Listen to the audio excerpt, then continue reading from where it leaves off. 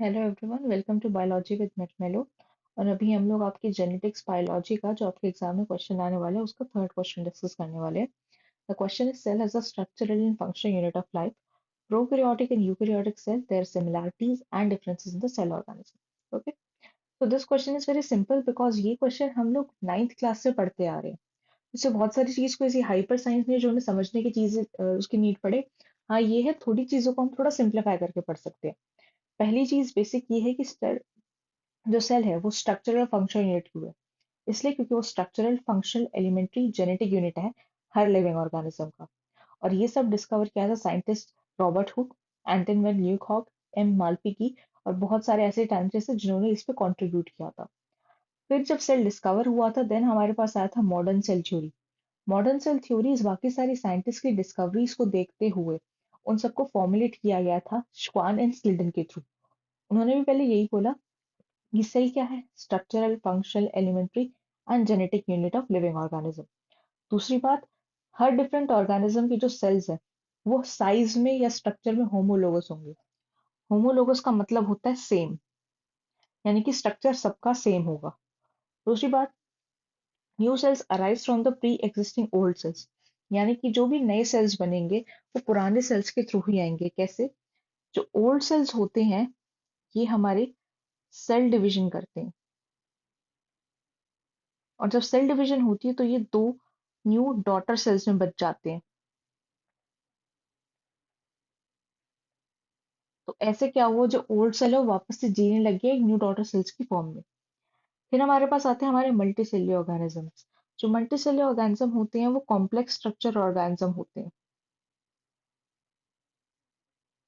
Complex क्यों? Because उनके पास एक स्ट्रक्चर, एक सिस्टम का बहुत ही कोऑर्डिनेटेड सिस्टम होता है, जिसको अगर वो सिस्टम में कुछ भी चीज खराब हो जाए तो पूरे के पूरे ऑर्गेनिज्म में कोई प्रॉब्लम आ सकती है, या हो सकता है कि उसको मतलब जीने में प्रॉब्लम होने लग जाए।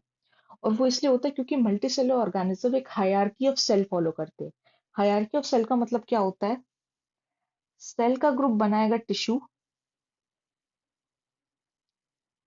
टिश्यू से बनेगा ऑर्गन, ऑर्गन से बनेगा ऑर्गन सिस्टम, ऑर्गन सिस्टम से बनेगा हमारा ऑर्गेनिज्म।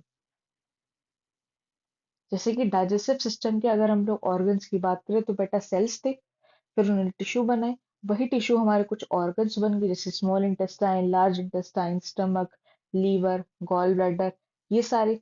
अब ये इन्होंने क्या किया, ये एकजुट मिलकर एक डाइजेस्टिव सिस्टम बना लिया। डाइजेस्टिव सिस्टम की तरह हमारा रेस्पिरेटरी सिस्टम हो गया, रिप्रोडक्टिव सिस्टम हो गया, यूरिनोजेनाइटल सिस्टम हो गया। जब ये सारे सिस्टम्स मिलके बन गए तो एक ऑर्गेनिज्म बन गया। और वो ऑर्गेनिज्म अब क्या करता है, interconnection of these systems humoral और नर्व ट्रांसमिशन के थ्रू फंक्शन करता है। ठीक है, फिर आ जाते हैं हम सेल्यूलर ऑर्गेनाइजेशन पे। सेल्यूलर ऑर्गेनाइजेशन की बात करी जाए तो सेल्स को हम लोग दो कैटेगरीज में डिवाइड करते हैं, प्रोकैरियोट और यूकैरियोट। प्रोकैरियोट यूनिसेल्युलर यानी कि सिंगल सेल्ड होते हैं, और यूकैरियोट मल्टीसेल्युलर और यूनिसेल्युलर दोनों होते हैं। अब इन दोनों के डिफरेंसेस कुछ बेसिक फैक्टर्स पे डिपेंडेंट है। हमें एक के पता लग जाएंगे तो दूसरे के अपने आप पता लग जाएंगे। ठीक है, सबसे पहले न्यूकैरियोट, सॉरी न्यूकैरियोट बोल रही हूँ, न्यूक्लियर मेम्ब्रेन के बारे में बात करते हैं। न्यूक्लियर मेम्ब्रेन, अगर हम लोग प्रोकैरियोट की बात करते हैं और यूकैरियोट की बात करते हैं तो प्रोकैरियोट्स वो ऑर्गेनिज्म है जिनके पास कोई ट्रू न्यूक्लियस नहीं होता। वो इसलिए नहीं होता बिकॉज उनकी न्यूक्लियर मेम्ब्रेन एब्सेंट होती है। न्यूक्लियर मेम्ब्रेन एब्सेंट होगी तो न्यूक्लियस को संभालने वाला कोई नहीं होगा, इसलिए ट्रू न्यूक्लियस भी एब्सेंट होगा और उसकी जगह हमारे पास क्या होता है, न्यूक्लियोइड होता है। ठीक है, जब न्यूक्लियर की ही मेम्ब्रेन नहीं है तो हम ये कैसे एक्सपेक्ट कर सकते हैं कि बाकी ऑर्गन्स की मेम्ब्रेन है कि नहीं है। उसी हिसाब से इसके पास membrane bound organelles like endoplasmic reticulum, Golgi complexes ये नहीं होते, बल्कि नॉन मेम्ब्रेनस ऑर्गेनल्स यानी कि राइबोसोम्स, लाइसोसोम्स वो सारे प्रेजेंट होते हैं। साइज इनका जनरली स्मॉलर रहता है बिकॉज जो बहुत सारी चीजें नेसेसरी होती है वो इनके पास एब्सेंट होती है। दूसरी बात, जब न्यूक्लियर मेम्ब्रेन नहीं है, ट्रू न्यूक्लियस नहीं है, मेम्ब्रेन बाउंड ऑर्गेनल्स नहीं है और सिर्फ नॉन मेम्ब्रेनस ऑर्गेनल्स हैं, तो जो सेंट्रियोल्स और माइक्रोफिलामेंट्स होंगे, जो कि बेसिकली हमारे मेम्ब्रेन बाउंड ऑर्गेनल से बन के आते हैं, वो बहुत ज्यादा पुअरली डेवलप्ड होंगे।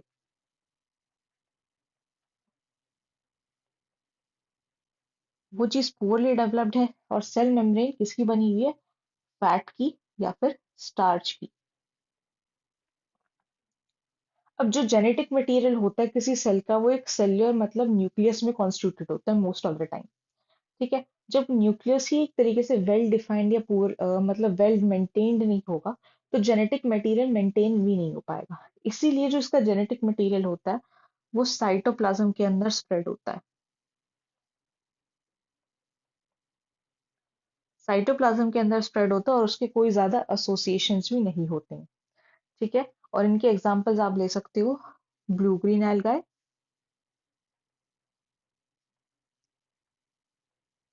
And bacteria. अब आ जाते हैं हम लोग यूकेरियोट्स पे। अब यूकेरियोट्स से तो थोड़ी चीजें प्रोकैरियोट से कॉम्प्लेक्स मिलेगी, और थोड़ी सी बेहतर मिलेगी। ठीक है। न्यूक्लियर मेम्ब्रेन यहाँ नहीं थी, तो यहाँ पे है। अब न्यूक्लियर मेम्ब्रेन है, तो यानी कि ट्रू न्यूक्लियस भी होगा। ट्रू न्यूक्लियस है, तो सारे के सारे ऑर्गेनल्स होंगे, मेम्ब्रेन बाउंड भी, नॉन मेम्ब्रेन बाउंड भी।